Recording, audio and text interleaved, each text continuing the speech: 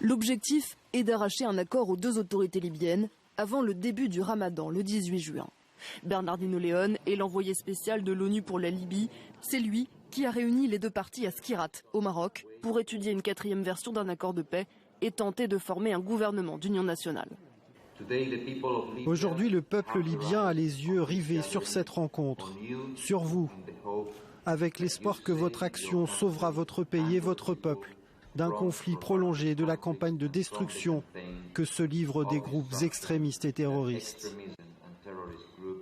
Depuis la chute de Mouammar Kadhafi en 2011, la Libye est divisée entre deux autorités. D'un côté, le gouvernement basé dans l'est du pays, à Tobrouk, le seul reconnu par la communauté internationale, formé en majorité de libéraux, d'anti-islamistes et d'anciens kadhafistes. De l'autre, celui de Tripoli, composé lui d'une coalition de milices. La plupart se présentent comme des anti-kadhafistes héritiers de la révolution de 2011. Certains sont issus des frères musulmans, d'autres de la mouvance salafiste.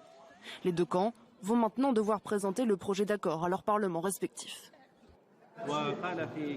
Nous allons recevoir une copie de cette version. Comme M. León l'a annoncé, il n'attend pas que nous donnions une réponse maintenant.